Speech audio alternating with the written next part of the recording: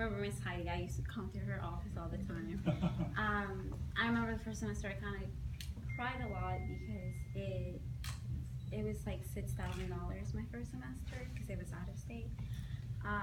So it was really hard, and I was able to finish that semester, but the second semester was a hard one, and I wasn't able. I had to take time off because I wasn't able to afford it.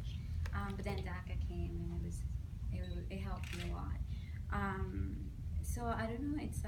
And then I've been applying to a bunch of scholarships that I have the opportunity that are that I match the requirements for, because there's not a lot, but here I've been able to find a lot that match with my requirements and what I can fit into, I guess. And this scholarship means a lot to me because I was like, there's not a lot that are offered during the summer, so it helps me a lot because I was like, oh my god, how am I gonna pay for my summer? And this is my last semester, so I was like, I need to graduate this semester. So it's helped me a lot. What's your program of study? It's Associated in Arts. Great. I want to transfer. And where are you planning to transfer? I applied to Duke, and I should hear back within June or July. I applied to another couple private ones that they give a little bit more money to, hopefully. So Davidson, I applied to UNC, but I don't know about how much money they offer. So yeah, those are the ones I'm waiting to hear back. Good luck. Well, and my name is Belkis Munoz. I started studying at Durham Tech 1 year ago and in summer, so I was thinking, well, it was not easy to take 10 credits by this time that were around 4 courses, but I got very good grades. Then after that, I am keeping my GPA of 4 in every semester. So I was very happy when I looked at the opportunity to apply for a scholarship, that I met the requirements. So it will help me to take a course this summer because I am paying out of state.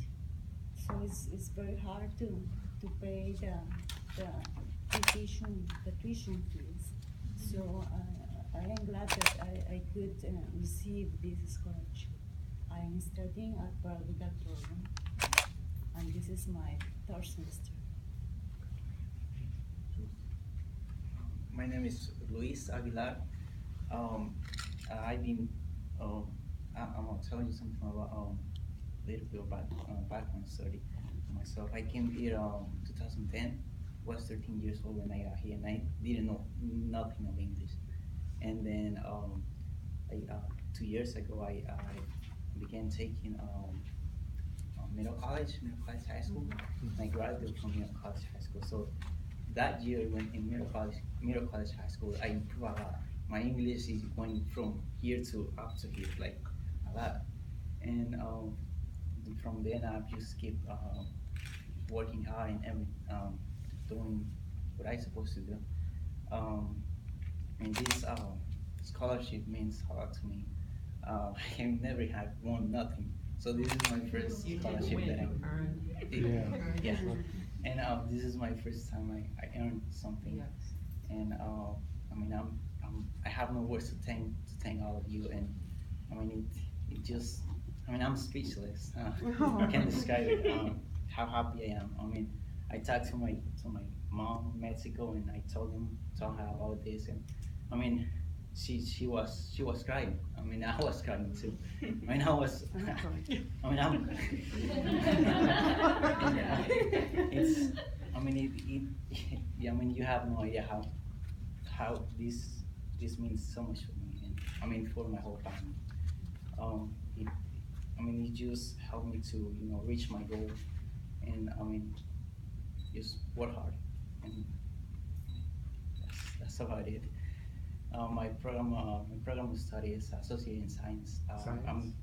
I'm trying to change it to associate in engineering because it's more specific from my major, which is civil engineering. So it's more specific, pretty much my classes and everything. So probably next semester I will change it to associate in engineering, and keep working hard.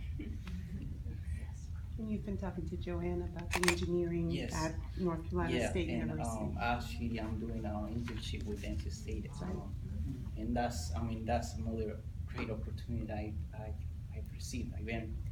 And I mean I'm just so happy about all this stuff. My name is Ingrid Zavala. I'm originally from Guanajuato, Mexico, but I've been living in the US for 17 years. This is my second semester at Durham Tech, and I will be graduating this summer. I was actually going to school at NC State, but unfortunately, since I was in tuition, I had to take a break, and that's what led me to Durham Tech. And finally, I'm about to finish my associate in arts, and I will be transferring to Meredith College. They have given me some money, and I'm still searching there for more scholarships, trying to find it. And well, this scholarship is going to help me finish my associates this summer. It's going to help me with some classes. I am extremely grateful too. This is my first scholarship I've received, so thank you very much. And I will be doing international studies. So, yes, thank you. Bueno, I'm Jorge Luis Rivera Lopez. I mean, this scholarship means a lot, obviously. I mean, it's a great help as far as like financing your school education goes. But to me, I think the biggest thing that I noticed is I growing up here, I'm from DF, so capital. But I remember coming here and I remember not knowing that I came here, you know? So you grow up thinking you're a part of this, you know, this country. But slowly as you get to driver's ed, you can't take that. So slowly the reality starts hitting you. And I was from like a neighborhood. I don't know if this is how neighborhoods are, but a lot of like where minorities usually are, it's usually poverty. So there was a lot of gangs and there was a lot of drugs. A lot of my friends didn't graduate or even go to college, but I did. So, but then you find out then you find out you can't pay for things. I think that's a story for everybody, right? Everybody that came here, but you know, not exactly that they wanted to, but I think that's a story.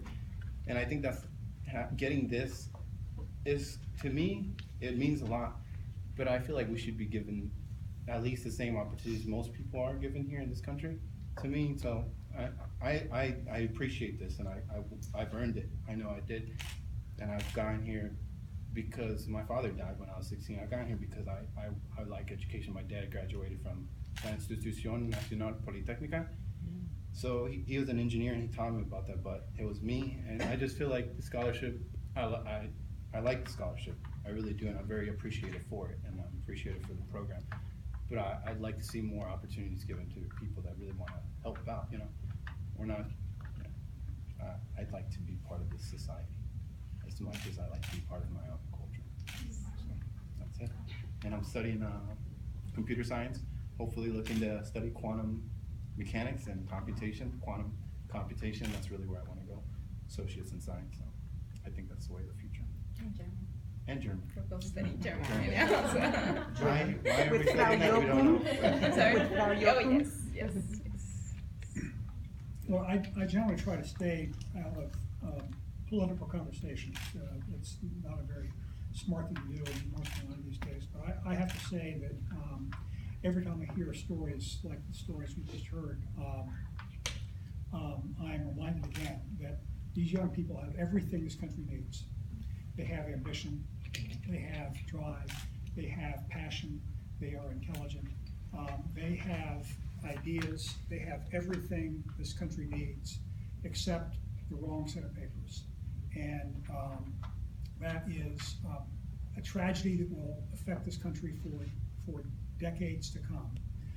So any help that we can provide them is help that is certainly a great investment in their future, and I hope our country's future. So I thank you again on their behalf and on behalf of their fellow students for your generosity and support. This is very important to them, it's very important to us, and we thank you for that. Thank you, President Ingram. And I can't help myself also saying something because I think you touched in pretty much the way we feel very strongly about how important it is to support young people like them. Of course, in this case, they happen to be young people who have Mexican background. Probably all of you born in Mexico. But what we say and the way we see this, and we know and the way we understand very well, is that of course we tell young people such as them that we feel that they should be. There are very good reasons for them to be very proud of their backgrounds, of their parents, because their parents, you know, went through enormous sacrifices, looking for a better life, and probably, you know, making happen the opportunities that they now have. So they should be very proud, we think, about, you know, their parents, their background. In this case, their Mexican background. But we also say very strongly that they should also understand that they are Carolinians. Many times, a lot of people think that there's a conflict between both things. You know, that there's a choice to be made between one and the other. We don't feel that way, and that's not. You can be very, very proud Mexican, or, you know, Mexican American, or whatever the label you want to use. Doesn't really matter. But you should be also very aware that you are Carolinians. Maybe there's a paper lacking, but you are Carolinians, because this is where you grew up, and chances are this is where you're going to live. Well, in the future, it's up to you. But a school, in this case, a college like Durham Tech, that understands this and is pledging resources to support these young people, not only because, you know, you happen to know them and you like them. Yes, of course, but I think it's a lot more than that. It's because you understand that the future of these young people is the future of this community. Yes. And investing in the future of these young people is investing in the future of Durham. Absolutely. And that's, you know, that's the way we want to see it. And we know these young people are part of the future of Durham. And some people back in my country would say, yeah, but that means you're losing them. No, we're not losing them. If they're successful, North Carolina is successful, the US is successful, but guess what? Mexico is successful too. So it's a smart way, we think, of approaching this sort of thing. And I'm sure, I mean, that's the sort of thing that young people like them are facing a lot. In terms of, you know, identity crisis, and am I Mexican or am I Carolinian, and maybe my Spanish is not as good as my English anymore, blah, blah, blah. It doesn't really matter. The way we see it, again, like I was saying, is that we know that they are going through a process of assimilation, integration into a new community.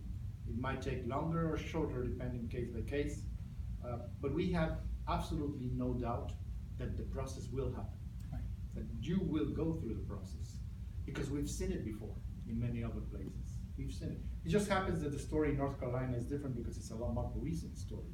But we've seen the story in other places of the United States, where, you know, immigration has been, you know, a historical process. Not so much here, at least immigration from Mexico. But we're seeing it before our eyes, and we know it's going to happen. So from our point of view, the real question is not whether it's going to happen or not, whether they're going to assimilate or not. We know it's going to happen. For our point, the question is, we want to be part of the process. We want to be with them during the process.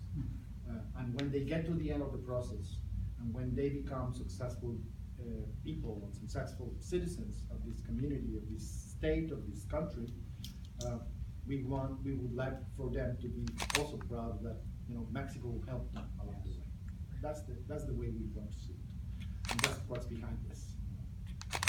And you are setting an example. You know, in this case, again, like I was saying before, you are the first community college in the Carolinas to do this with us. So that's not a small thing.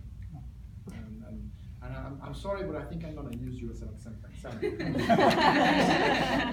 When I approach conversation with other community colleges, both in North and South Carolina, I'm going to tell them, you know, you should talk to your folks in Durham Tech. Please do. They found a way to do it. Please do. You know? Please do. Because there's young people like them in many of those places, and they need also help.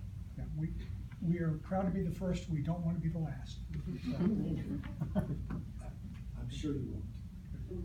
So that's So again, like I was saying when I got here, this is one of my different, I mean, when you work as the Consul of Mexico, there's a lot of things that you have to appear and do, etc. But this is the best kind of. These are the good ones. Well, and